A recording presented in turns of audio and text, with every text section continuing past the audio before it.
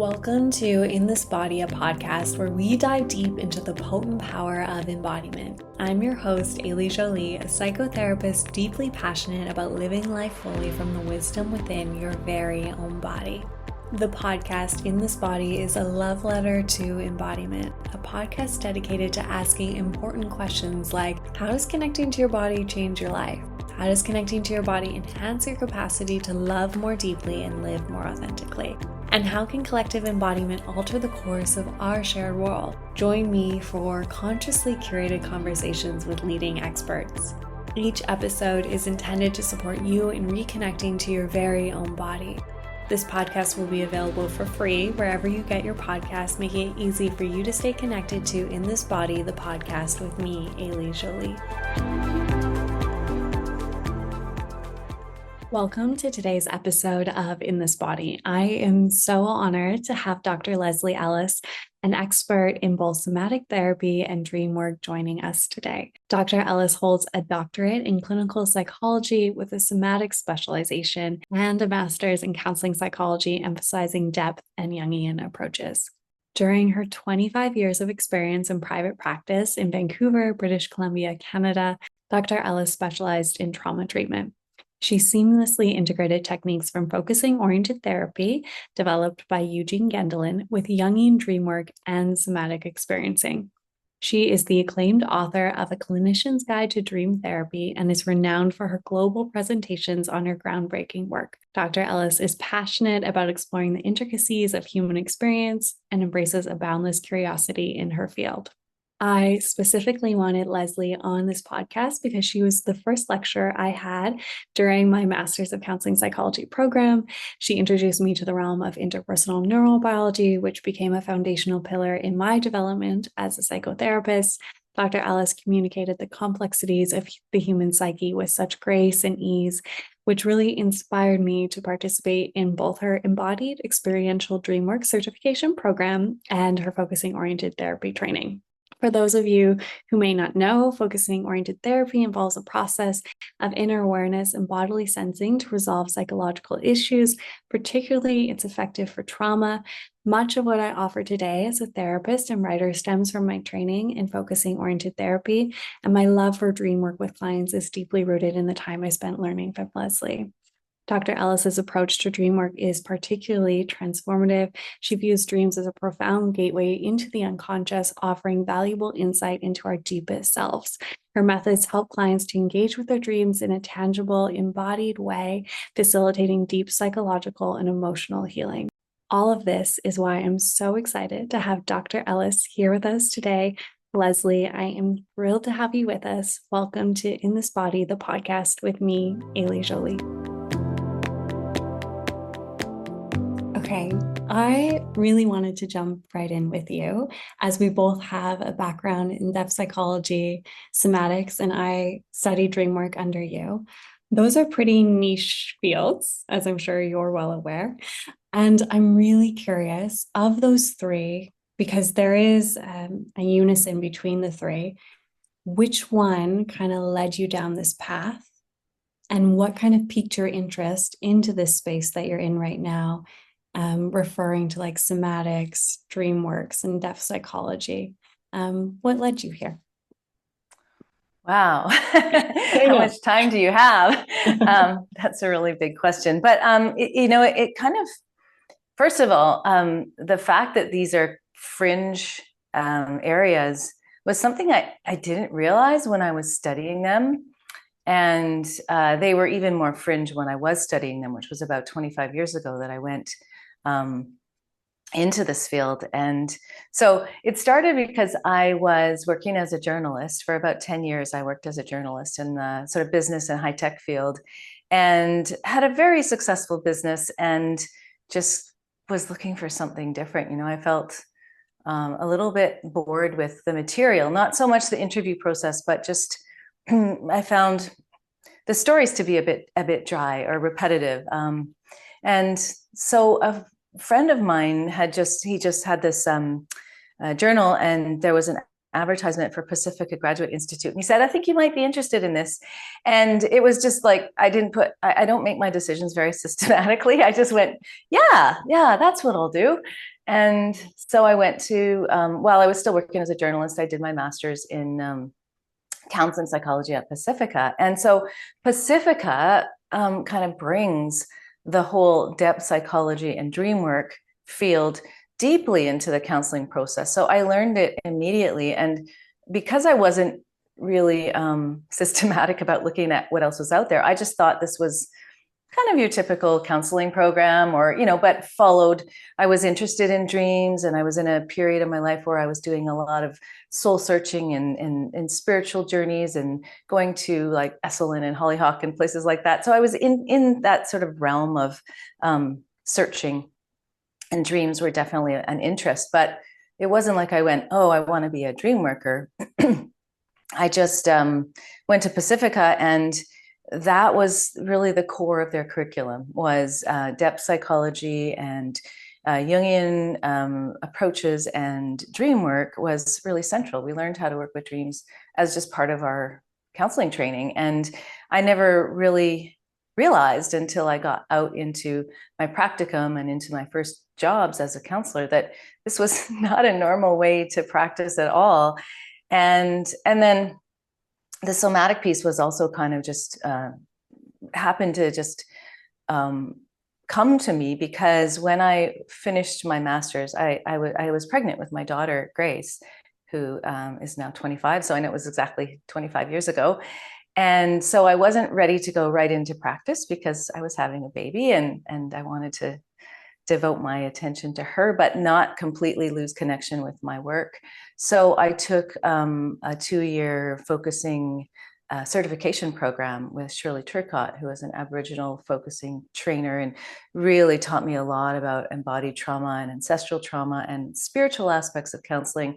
And of course, all the somatic approaches that come with focusing, which are so gentle and well developed. And I think one of the best ways to approach somatics, and even though it's become all the rage, at that time there wasn't really anybody else doing this as a way of doing therapy, or not much of it. So it just became, my initial training had all of those elements really built in them. So I always practiced this way, and always deeply believed in it because of the results, and because of just the profound shifts I witnessed in people, and because it was really respectful and safe, and just no session was ever the same. And because you've studied it, it's really amazing and deep and effective. And so that's how it all came about. But I did find, because I started working as a addictions counselor at an agency for my practicum for a year, and they did a crash course in narrative therapy, and we were supposed to use narrative therapy. And then I went to a family services agency and worked as a counselor with, the general people that would come in with all sorts of things, problems, and went to their, my supervision groups that came with that. And they all looked at me like I was from another planet when I described the way I was working. They didn't really know what to say. And because they're counselors, they're all very kind and would just sort of try to say something tactful, but you could tell they weren't on the same page, and they weren't really even sure what to make of it. So when I started, I was doing all this, but I was just kind of fish out of water in most of the places I went. So I went into private practice and just carried on from there. I am curious, because this is one thing that I got from Pacifica. And if people don't know Pacifica, depth psychology, deeply influenced by Jungian analysts, and definitely honors more of the collective unconscious than other kind of depth psychologists. But one thing that I got deeply from Pacifica that kind of changed everything for me was this understanding of the unconscious living in the body. And I'm curious for you how that, if that was something you got in the program, if it was like presented, like the unconscious lives in the body, the collective unconscious lives in the body, and how that played into your practice as a clinician in the past, and even up until the end of your private practice, how you held that, because there are so many other questions, but I'll let you answer that. Yeah, for sure. You know what? It wasn't actually a focus when I was at Pacifica. we did a lot of experiential art projects. I think that it was sort of our major this self-development in it, besides needing to be in analysis. So I saw a Jungian analyst at the time, and we took our dream work and our own process and turned it into art and presented that. And so it was experiential and in a way embodied, but embodiment wasn't a thing, and they didn't have a somatic focus at all then. It really came from the focusing that I did and not from Pacifica. But obviously the field has evolved, and so has the teachings from Pacifica. So now that's a definite component of it, but it wasn't then. Okay. I'm curious again, when you came out and you were practicing this way and you like looked around and you're like, no one else is practicing this way, did it alter how you practiced at all? Or what was your kind of like reconciling with maybe more traditional talk therapy? Narrative therapy is pretty traditional in many ways. Did you take some of it on, or did it feel just so clear that your way that you had been trained felt like the right way for you?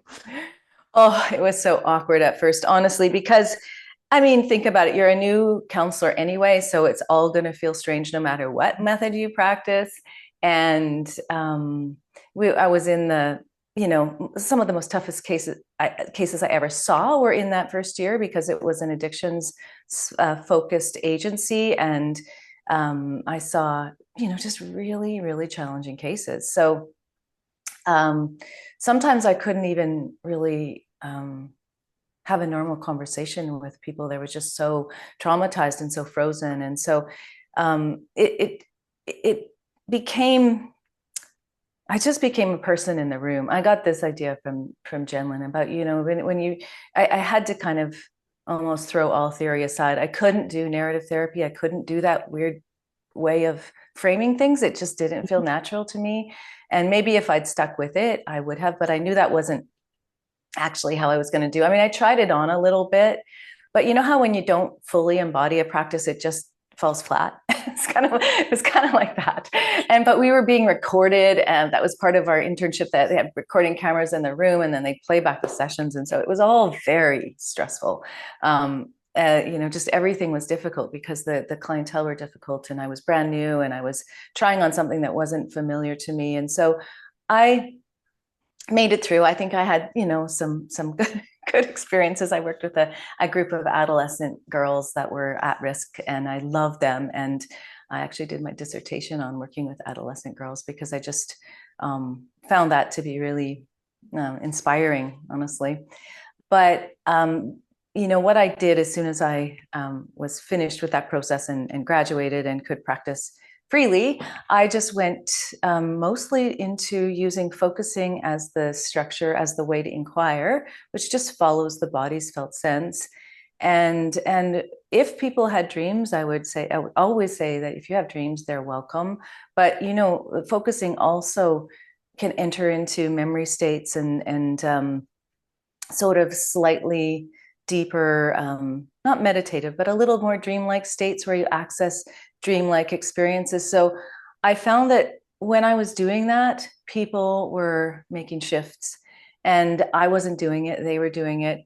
And so whenever I didn't do that in a session, I felt like I kind of short shifted them. I didn't really give them what was the most helpful thing I could do. So I just continued to practice that way because of the impact it had. And I just made myself inquire, even when I always had people come that would seem like they wouldn't be able to take to it, or this would be kind of a stretch for them, or they're really, say like I saw a few like engineers in my practice, or, that were very scientific and very intellectual. And I thought, oh, they're not going to be able to do this. I would think, but I would try it anyway. And honestly, everybody was able to get there through various stretches of time, and it's a learning process for some people, and it's natural for others. But I just stuck to it because it just felt right, and and I didn't.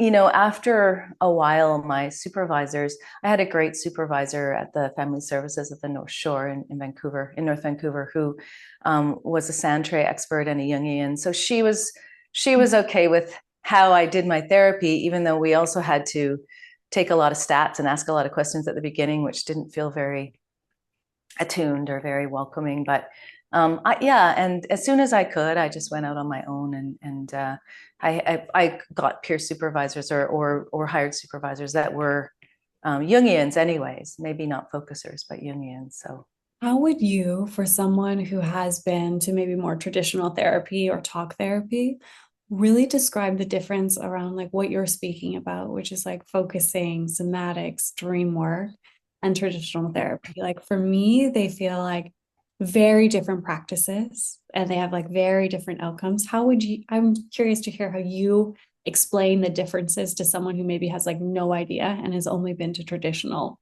therapy or narrative sure. therapy, CBT. So I think when people come to traditional therapy, they feel like they have to come with a plan and a question, and they have to think about what they're going to say. And if you're in like doing like CBT or some kind of more structured therapy, you as a therapist have to have a plan as well, and follow up on whether they've done their homework. And there's a whole structure around it, some expectations. And usually they come in with here's the problem. It's very problem focused, and with focusing oriented ways of doing it, you can come in with a dream for sure if you have a big dream that feels alive in you and important to attend to. That's something you could bring, but most of the time it's coming in as you are and being present to what's alive in the moment. So as a therapist, you have to be willing to be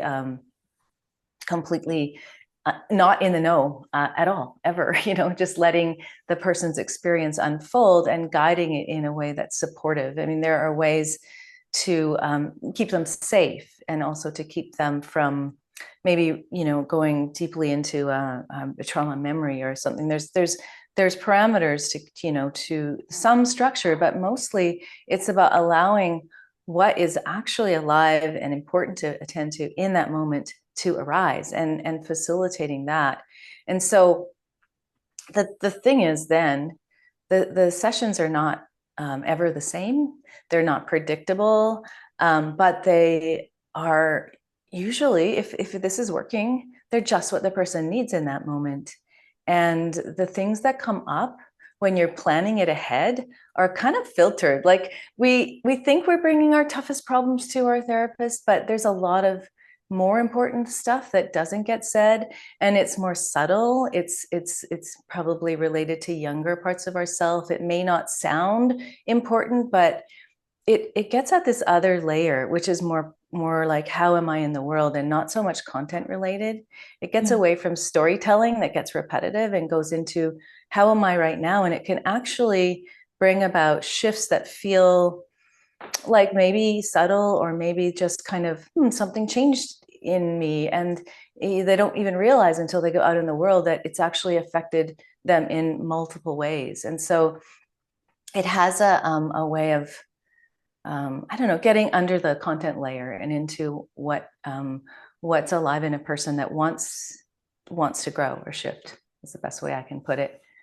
Have you, I know you're not in private practice anymore, meaning not seeing people one-on-one in this present moment, but before that shift happened, did you notice it potentially be harder to drop people into that space? Because as you're describing, focusing and more of that like being present moment, it does also take that like level of mindfulness, attention, slowing down, like trust in the body, a lot of principles that the external world or society or culture doesn't exactly create the conditions to create. So I'm curious if you notice that become more difficult with the clients you were working with, and also how you create that space for people to actually go into that practice.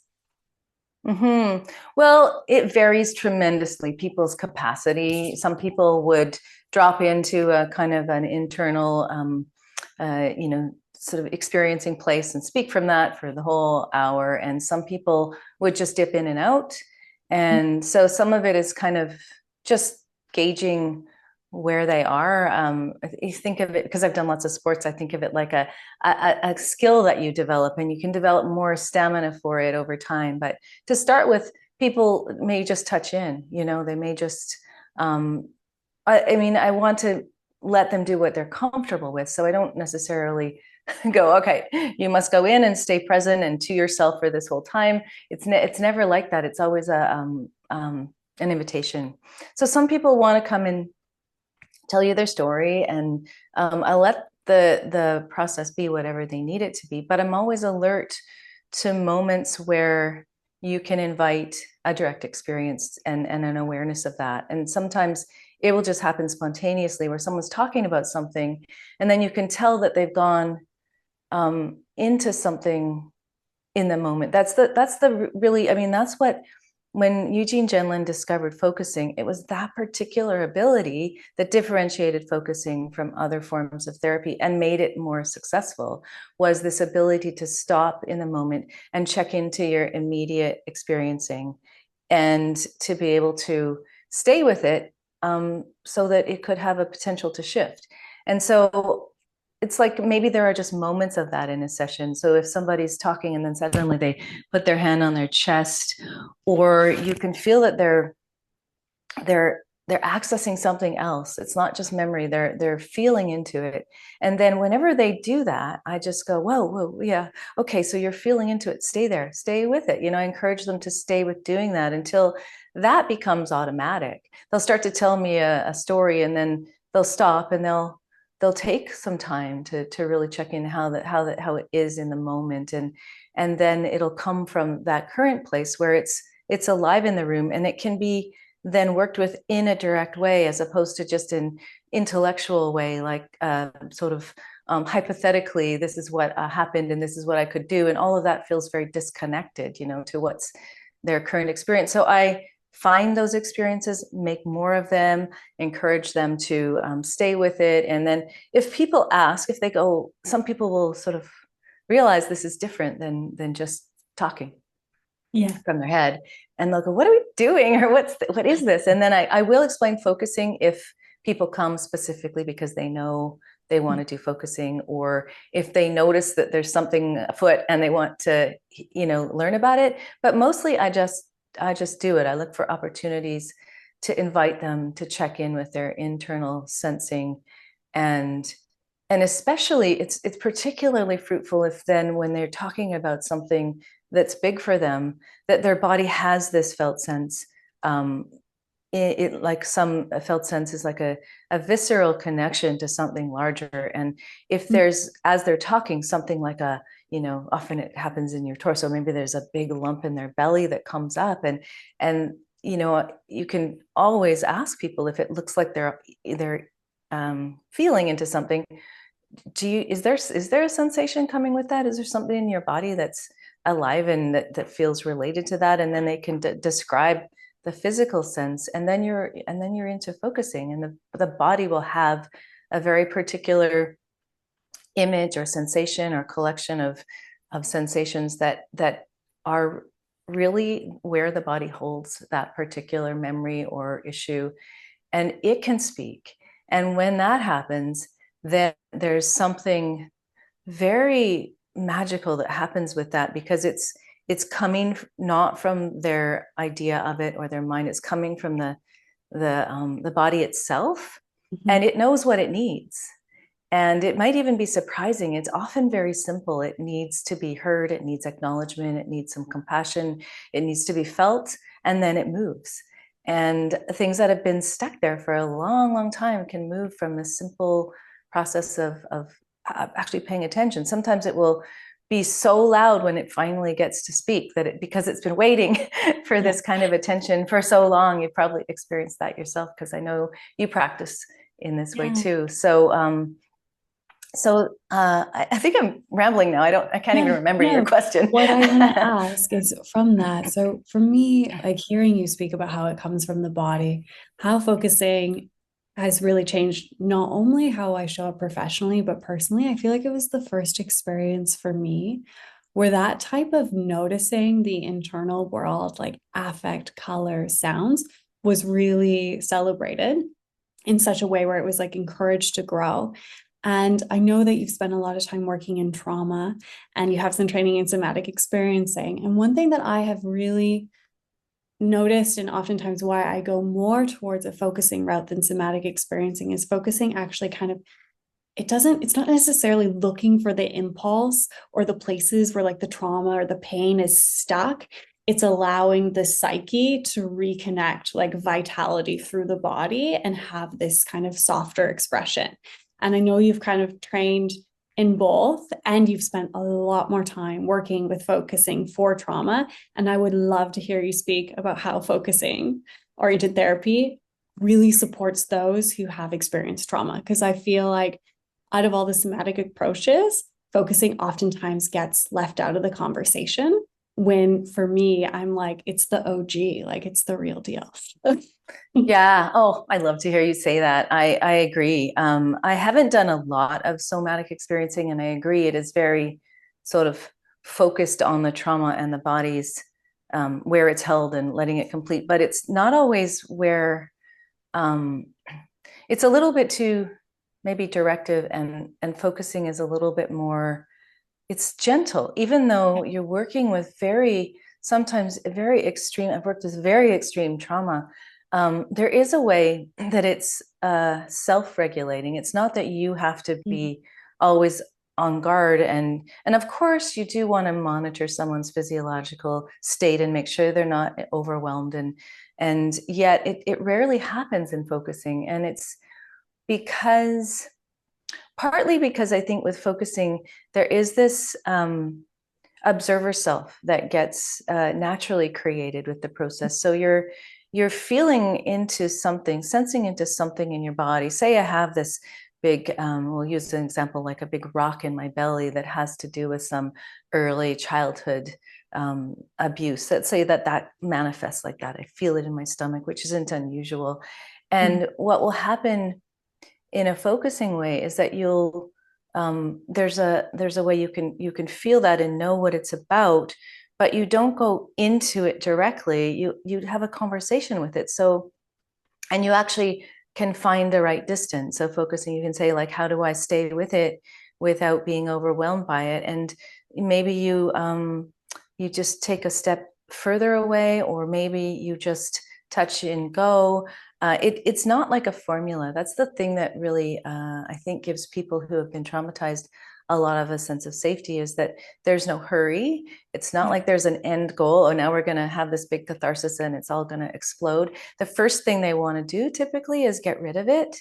And the focusing practice is more about befriending, about let's get to know it, and it's a part of you, so we don't want to get rid of it. We want to see what it needs so that it can transform, and it might take time. It often takes, if it's a child part or related to a child part, then it's almost like relating to it like a child, in that you want to be gentle and take your time and ask into it, and it will say, you know what, I just need attention. I just need to speak about this, or I just need to be held, or it will have something specific it wants.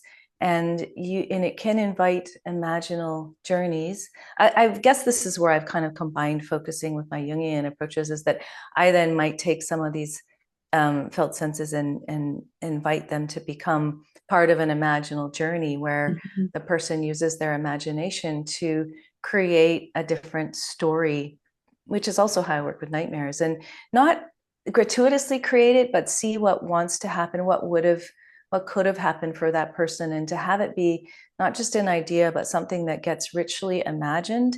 And so they actually have that experience, that corrective experience, right in their body. And I mean, it's not like we can change the past, but we can so change how the body holds it, because when it's richly imagined and experienced, our brain doesn't really differentiate that and reality. So there's a form of reality, of revision, of feeling like, in this place where I was completely alone, now I have this overlaid on that memory, or even, displacing that memory, and it's a lot easier to hold. And then things like, if it's a big rock, it becomes a gem. It could become a gem. It sort of happens all at once, and it's not like you go, oh, make this better, but you just let the body carry it forward, and it knows what to do. It's so with trauma, I think if there's any sense of pressure, structure, I'm going to have to go into my trauma, all of that makes people feel guarded and afraid. And in this process, their body is completely in charge and the pace is completely their own. And sometimes it's fast and sometimes it's slow, but they never have a sense of being pushed. It's more like invitations. And so I feel like inherently it has some pacing and some ways that keep it, from being too much. And it also seems like, this is kind of crazy, but it also seems like when you ask the body, what it wants to show you, it will often go to the root of the trauma, like the very genesis of it. And so it kind of reorganizes the internal sense of it right at the source. And then it has this massive freeing effect. And it isn't something that you can predict, or even, I don't even necessarily know what's there. I mean, one example I like to use is of a woman who came in, she was having trouble with just relationships at work. She just didn't have a sense of belonging. And she ended up, her initial felt sense was of such a tight band around her head and this feeling of cold and bright light, just a series of seriously intense sensations, which we pieced together was actually her being born. And then she said, oh yeah, I was adopted at birth. I was placed in a family that was abusive. I never felt like I belonged. And so her feeling of not belonging stemmed from right from the beginning. And her body remembered that. And knowing that, it just began to help her heal from something that she didn't realize had such deep roots. And I think if you took an approach of talk therapy, you would kind of stay in the assumed narratives of experience without bringing in that felt sense. And as you were speaking and going through, focusing in a more detailed way, my mind kept going to internal family systems and how there is that same kind of approach in internal family systems. People don't know parts work. We have a multiplicity of parts. Some parts are protecting our trauma. And it's all working with our parts to ultimately come into what they call self-energy, but how similar also that practice is of like, can I befriend this part, and how focusing offers that in a really gentle, non-structured way where the psyche or the body, whatever you want to call it, is organically and very naturally moving towards that healing and that wholeness, which leads me into kind of a juicy question. I'm really excited to hear about it. How you view, because you do work with Dreamwork so much, and I'm kind of standing on the thought that the unconscious lives in our bodies. So all those repressed memories, trauma, pain, that thing that way happened back then, that experience you just named of the woman with the birth, how all that lives in our body and then manifests through our dreams. And I'm curious for you, how you really work with someone who comes forward with a dream. Like, what is that approach like? There's so many misconceptions around dream work. They're like, an apple, I'll type it in on Google. What does the apple mean? And so even just like, what does working with dream work mean for you? And then I want to ask my nightmare question, but I'm going to start there. Sure. Yeah. I think, Dreamwork is my absolute favorite way of working, combining Dreamwork and then these embodied approaches, because dreams come to us when we're unguarded. So they have, like, all of our filters, our prefrontal cortex basically is switched off, our executive functioning, also our ability to remember, which is why we don't remember very many of our dreams. And the ones that do break through to consciousness are really important, because they have to go through quite a gauntlet to get to your consciousness. And when we're dreaming, there's a lot of research and questions, and so many people curious about why we dream and how dreaming gets formed. And it's a lovely mystery still, but there's a lot of light that's been shed on it. you can only really study dreaming indirectly, but you can see the results of it.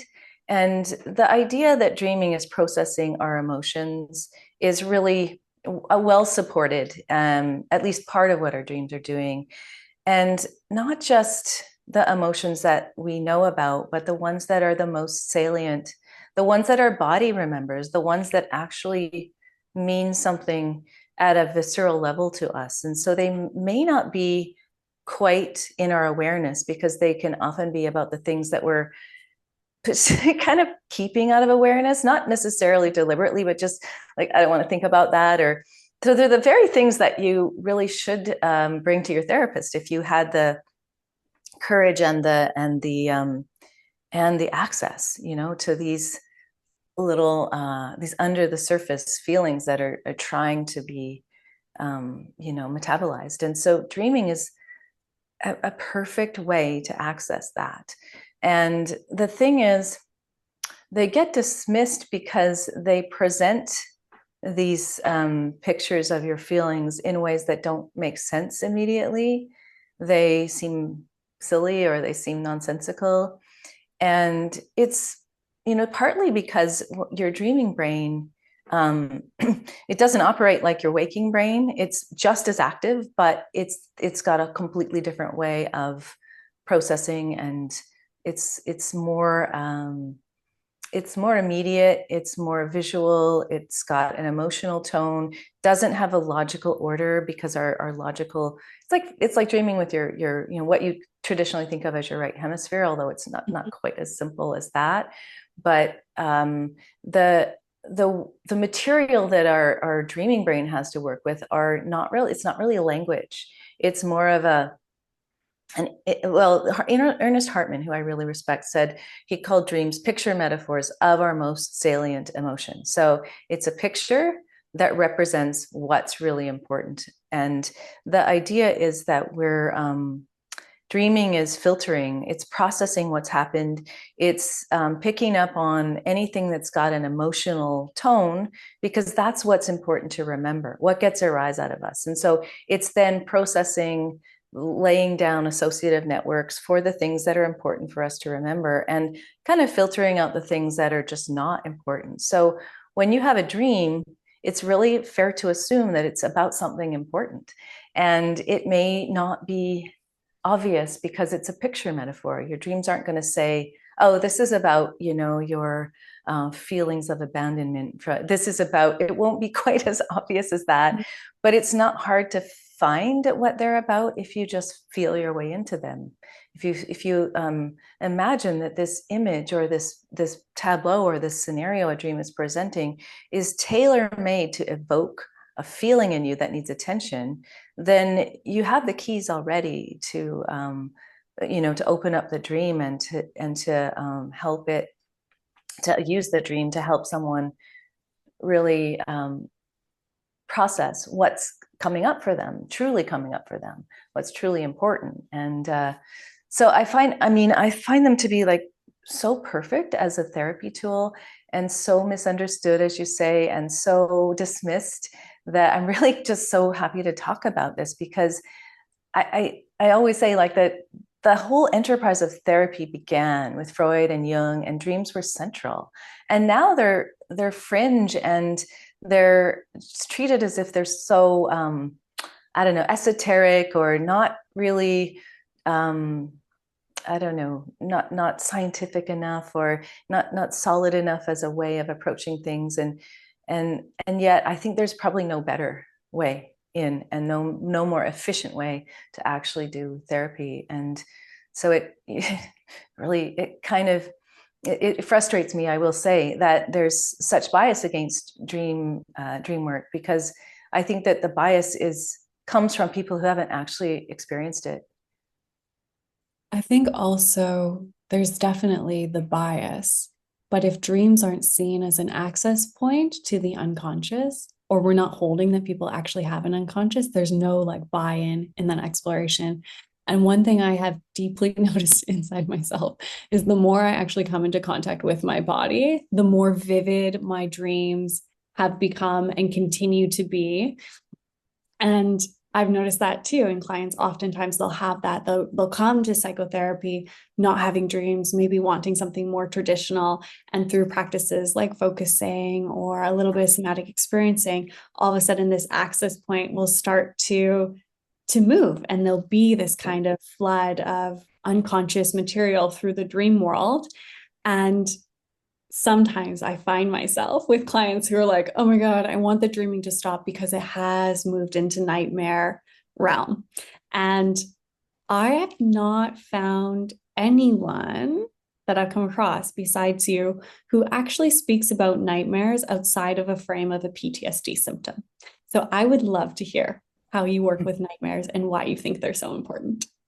Yeah, I will. I want to back up one step and just to talk about the unconscious, and something I like to mention about Jen Lynn's idea of the unconscious, because it's true. You can sort of equate a felt sense or what comes from the body as what's unconscious, but Jen Lynn like has a really interesting way of saying it. And since I've kind of absorbed this as in a paper he wrote quite a long time ago, I kind of see it more this way, which is the idea that, so the unconscious is the idea that you had an experience and then repressed it because it was too much or overwhelming.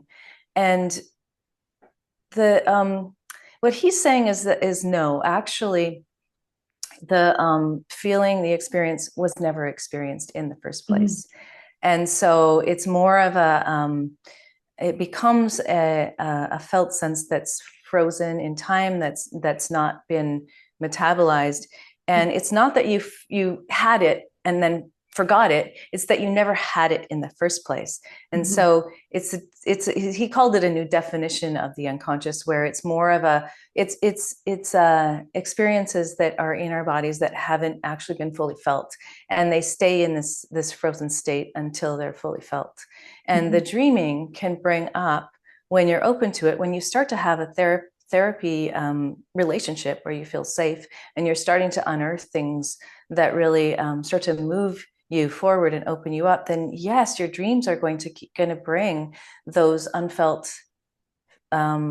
feelings, those ones that were, yes, they were too overwhelming, but it's not that you felt them, you didn't actually experience them. And so they're kind of waiting to be processed. It's not that there also is some great storehouse of it. There's just often I think Jung's idea of a complex is actually good here, where it's a theme that kind of it gets held in a place, and it's not just that you have to go through every memory and have a re-experiencing. It's more just that you need to feel into the essence of that and what needs to change now that you're more capable and just that much older and stronger and wiser. And so with nightmares, there is this way Before that you move on, I love if Reggie Ray from Somatic Awakening, he has this like famous line where he's like 0.00013% of the information is filtered through the mind.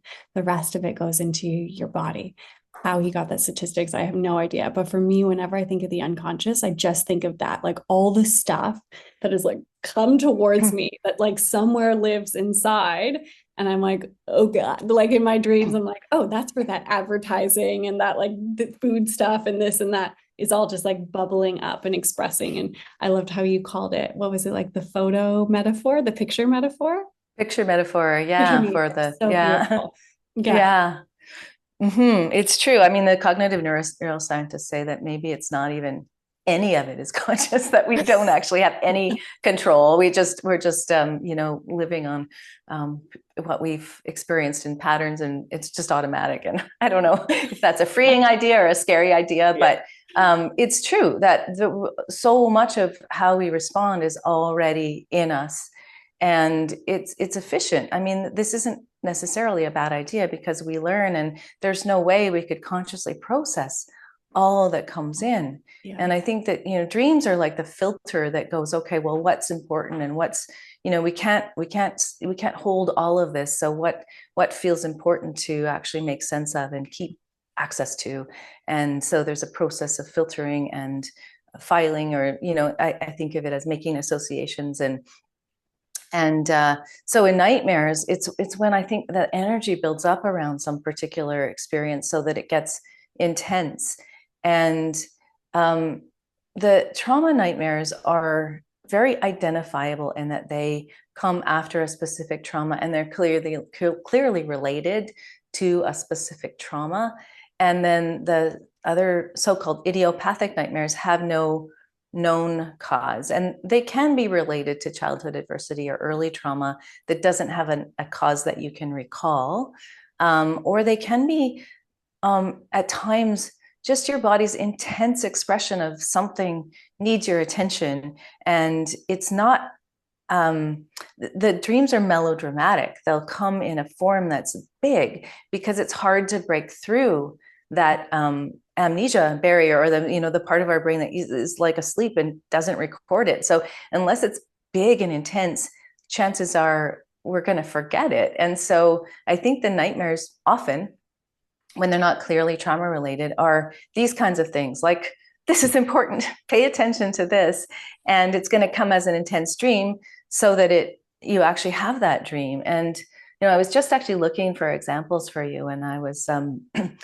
preparing for this conversation, and I have a perfect example that I am able to share. I can't share all the ones that I have had in my practice, but this is I did a demo with a person who was just wanting to try it and was wanting to help, me talk about this, and just said, feel free to use this any way that you like. And so in this dream, which is a nightmare, she's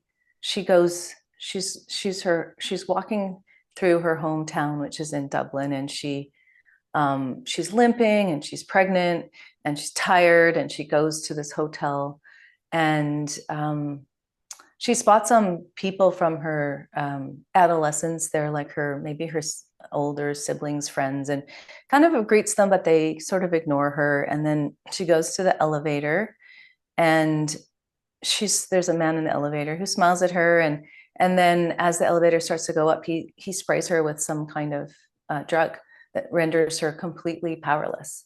And then there's a sense that she's going to be dragged out of the elevator and raped, and and she wakes up because it's clearly a scary scenario.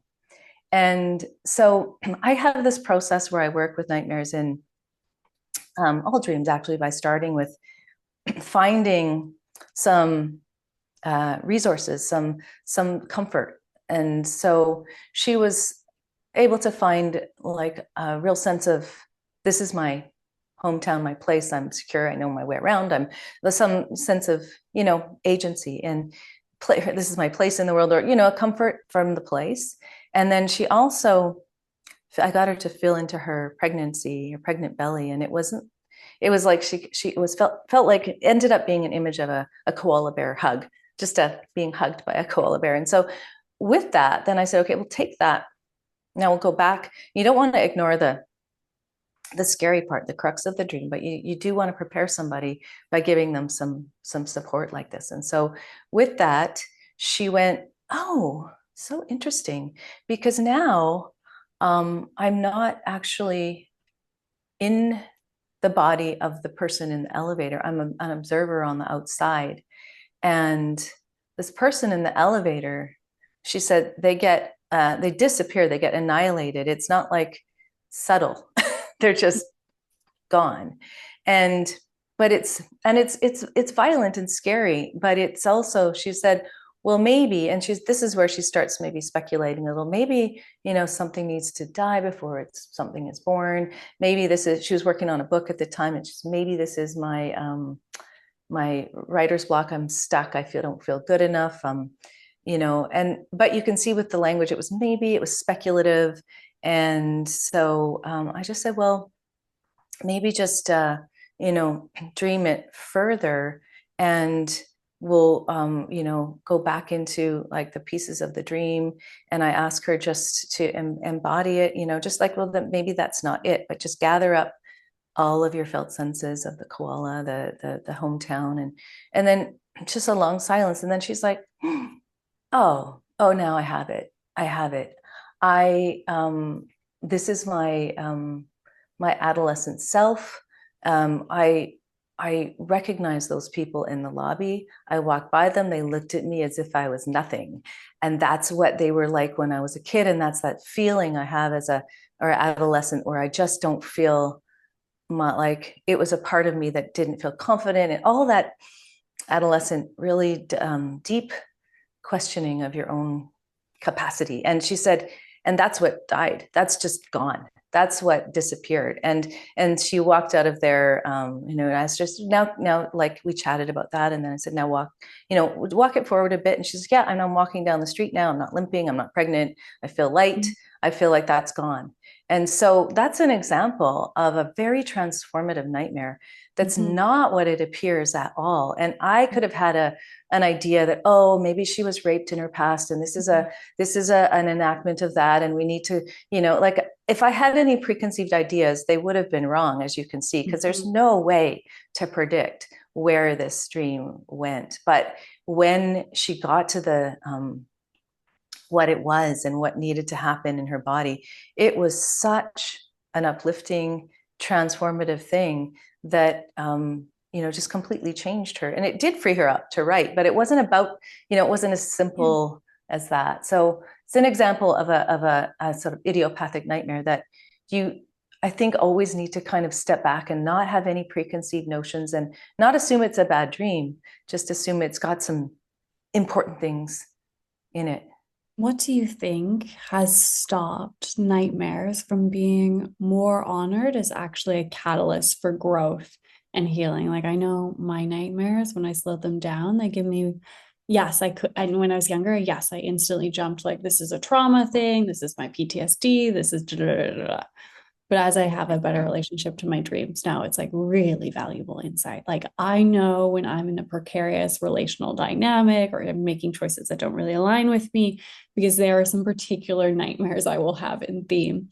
And I'm curious if you have any idea why nightmares have been so disowned as a psychological phenomenon that could actually be really supportive for not only those who've experienced trauma to recover and reconnect to their body and process, but also just for the general public, because everyone has nightmares. Yeah. Well, I think, first of all, they're just inherently uncomfortable. Like, they're not, the process that I described with this person, even though it was ultimately uplifting, it still takes some courage to go toward what's uncomfortable. They're bringing to our attention often things that are, like, this is an adolescent aspect of herself that was really holding her back, and that she had actually outgrown, but some part of her hadn't caught up. And just, it's pain, like, the feelings that come with them are just kind of hard, they're uncomfortable. They make you feel like, ooh, I don't really want to look at that. I mean, how else are you going to change it if you're not willing to at least entertain it a little bit? And so I think part of it is just this idea that we can bypass the challenge, or could we just talk about it, and maybe I can just, like, I think there's some, natural inherent resistance to the material in nightmares. And then, because dream work isn't a standard practice, then neither is working with nightmares. So most people don't discover that the nuances of this, like that most nightmares are actually not traumatic nightmares, and those ones are very specific and clear what they're about. And yeah, they are your body's attempt to process a traumatic event, and there are ways to do that. But most of our dreams are kind of helping us with our lives, and with how we are in our lives. And I just think it's two things. There are things that we don't want to look at, and then there isn't necessarily a widespread opportunity to be with it. And then, because I teach dream work, I'm trying to help therapists just have this ability to not just work with dreams, but to look at a dream like that, which you first would see as, oh my goodness, what am I going to do with this? This is daunting, and I don't know, like, it creates discomfort in you as the dream worker to say, oh no, we could start to see these as opportunities. The bigger the dream, the bigger the potential for a big shift and something important to happen. And when I start working with people over time, then they start to actually look forward to these kinds of dreams because they know they're juicy and there's something that's going to happen that's going to help, it's going to shift, it's got this potential, really lots of charge that can be used to change something. And so but very few people actually witness that or experience it or know about it or hear about it. So it's kind of been a bit of a mission of mine to teach therapists how to work with dreams and to write about nightmares and nightmare treatment and give examples like this, because this is one of, I'd say, probably hundreds now that I've facilitated. It's not magic. It doesn't just happen sometimes. It's really quite a consistent process where something really beautiful happens. And the bigger the dream, the more likely it is. I would say that being introduced to you and studying dreams with you, that was kind of a shift for me in this reckoning that actually all my nightmares aren't PTSD. Like my PTSD is actually not impacting me to the degree this DSM model is telling me it is, because I had such active nightmares.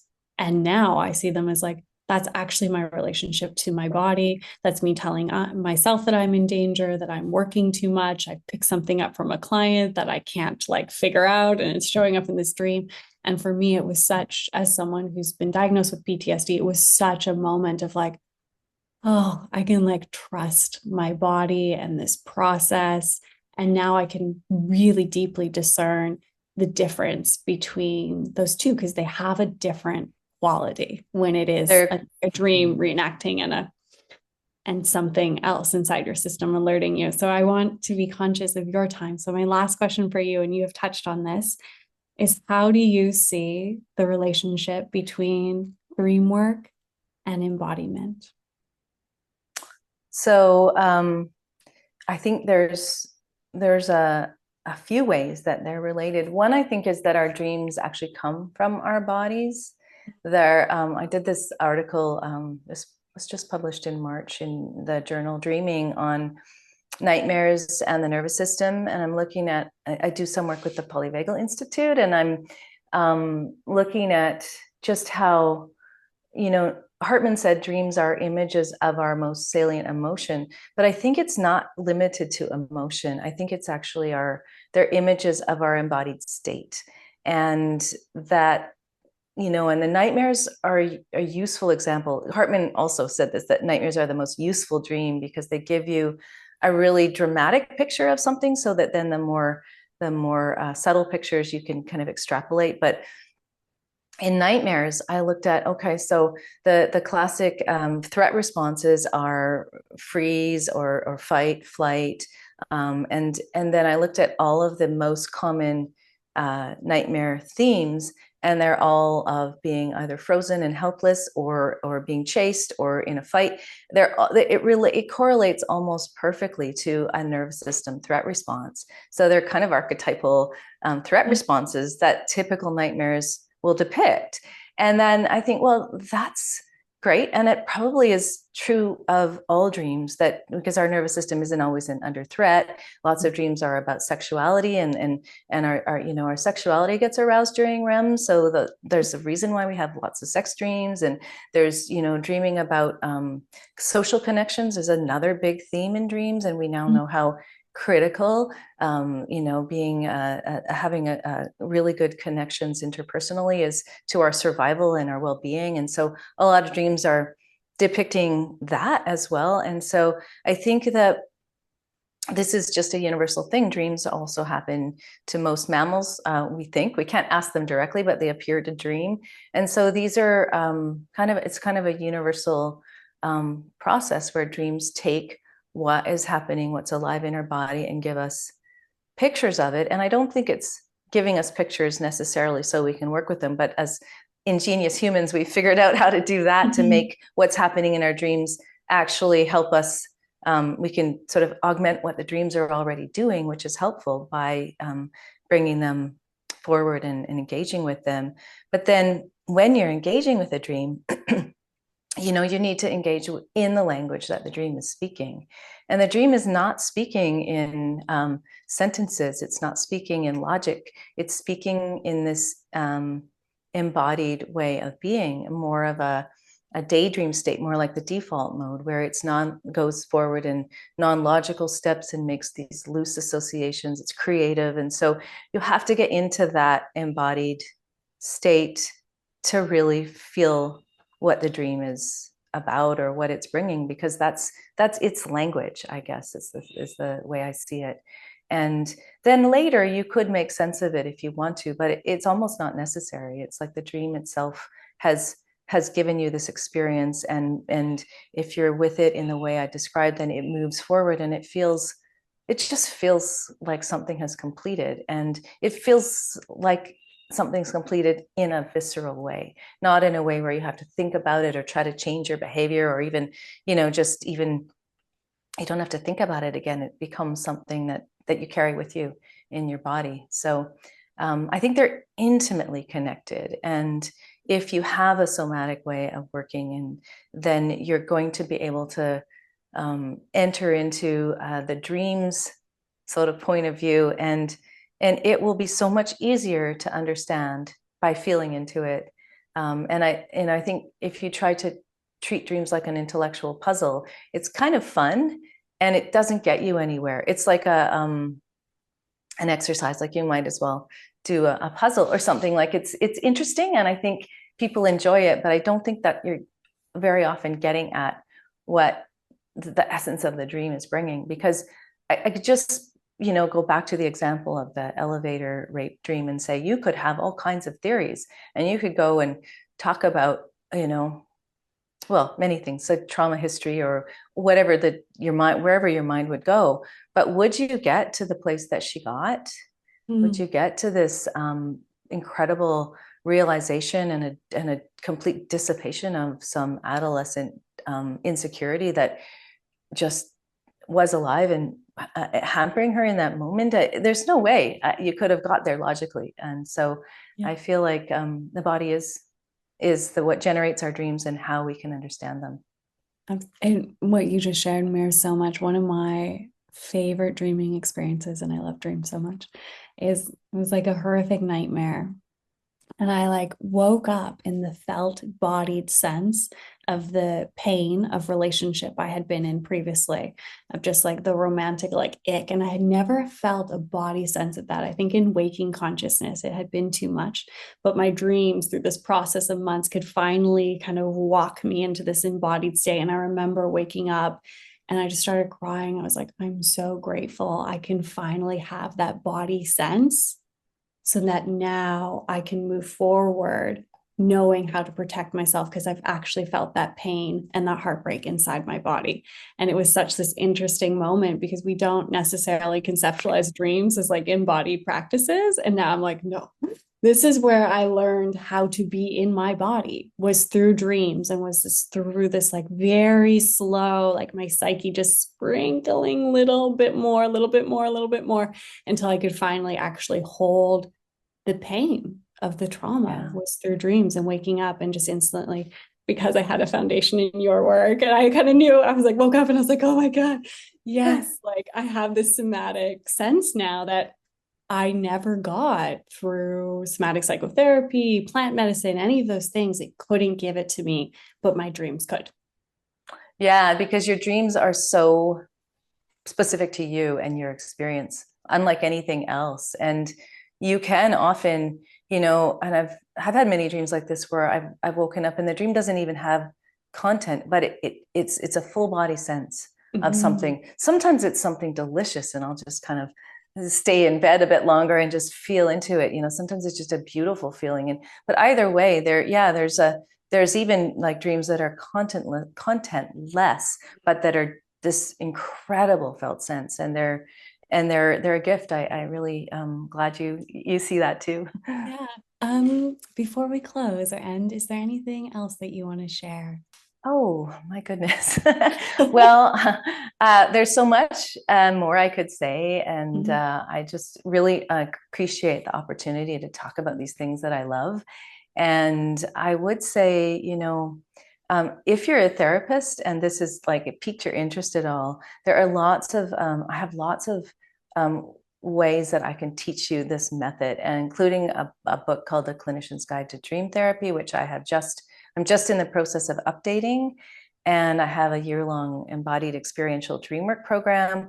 I have written a lot of stuff, lots of free stuff on how to treat nightmares and to understand how important it is to treat nightmares, how they're very much linked to suicide risk if they're in the trauma nightmare category. I have a wealth of information, much more than I've offered here. And I'd encourage you, if you're a therapist, that this all piques your interest, because it will completely change the way you practice if you have people that you can invite into this embodied sense of their dreams and where they're taking them, because it really cuts to the chase. It takes us to the essence of what's important, and our dreams automatically do that. So it can look magical, but really it's accessible to everyone. Do you have kind of a directory or a knowledge of the therapists you have trained? If people are interested in actually experiencing this from a therapist, do you have names? And if not, I can find some names. Oh, you know what? I think I should do that, because I've gotten, so many cohorts have completed it and are very capable. And it would be lovely to have a directory of them, as they're all over the world, and lots in the States. I would say US and Europe are main places that people have trained, but Australia, like everywhere. And so I might just put it out to them and say, if you want to be in a directory, and I'll put it up on my website, because there's a whole collection of excellent therapists that have been trained in this method. And I would love it if people knew about them and would bring their dreams to them. Yeah. I know that I oftentimes get requests just for Dreamwork, and I'm like, oh, I don't know. But it definitely comes my way. Thank you so much for your time. It was so lovely to dive in with you and just get like little tidbits of the wealth of knowledge you have. People will be able to find you. All your information will be there. Thank you so much. Thank you, Ailey. It's so good to see you again. It's been such a pleasure getting to know you all these years, and it's been a little while, so just very happy to reconnect with you.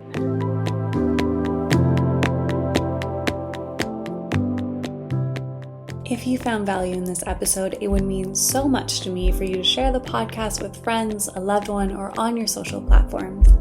If you have the time, please rate and review the podcast so that this podcast reaches a larger audience and can inspire more and more humans to connect to their bodies too. Thank you for being here and nurturing the relationship you have with your very own